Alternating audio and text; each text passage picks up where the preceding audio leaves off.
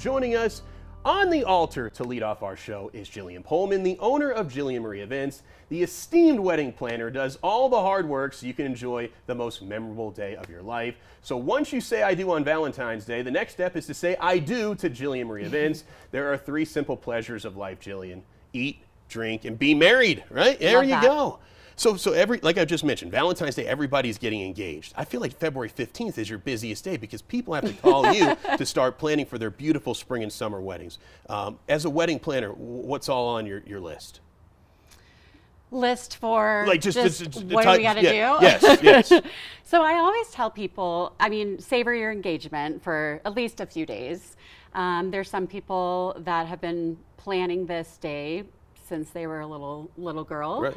Or boy, and now it's finally here. So take a little bit of time, really enjoy it. And then I always tell people, of course I'm a little biased, but always at least consult a wedding planner before you start the process.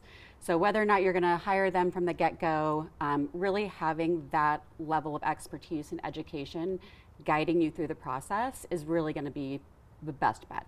And with your services, you offer 3 different tiers. Is that correct? Kind of like a beginner's tier, medium tier, and then hold my hand every step of the way. Perfect. Walk me through some of those levels for somebody just getting engaged right now.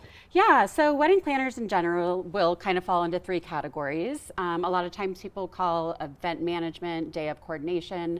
I call mine guided planning. It's essentially, I'm holding their hand throughout the process, guiding you through everything, but they're still taking, control of the planning process.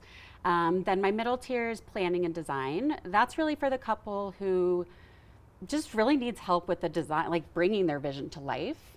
I would say this more of a collaborative approach where it's kind of 50-50 with me and the client.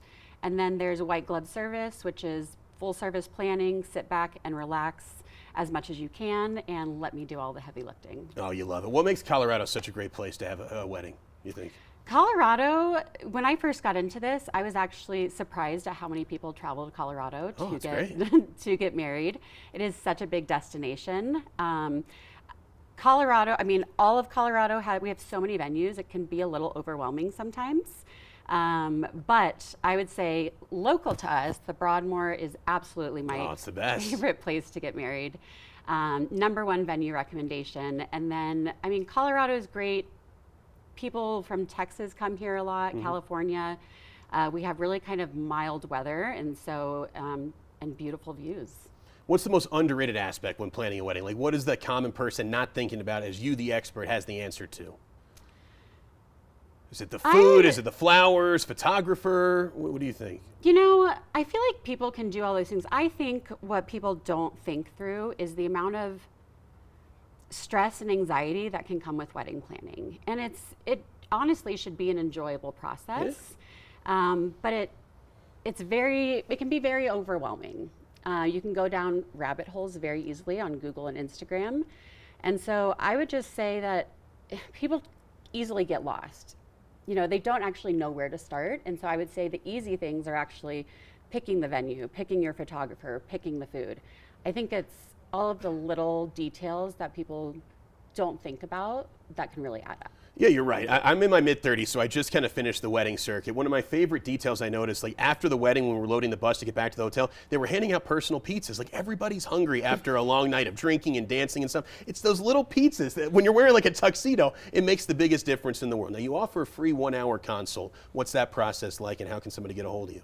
Yeah, great question. So I do my consults a little bit differently. I honestly love my job so much and I just want to be helpful. So I do a no sales consult. I won't even talk about my services unless they ask. But basically you can reach out to me, email me, hello@jillianmarie.events, go to my website. And essentially what I'm doing on those calls is not only getting to know the client and what their vision is for the wedding, but I'm actually helping them create a realistic budget and I'm giving them venue recommendations on that call. Awesome. So how long does it take to plan a wedding? Could it be done in 6 months? If like somebody contacts you at the end of February, could they be ready for a summer wedding? Absolutely. Yeah. Now that's not totally recommended, but yes, with a good planner, you can definitely do things in a shorter amount of time. I would say a typical time frame is about a year to 18 months. Oh, you got to plan. Every detail's accounted for with you and your services. Really do appreciate the time. Say I do to Jillian Marie Vince. She's the best.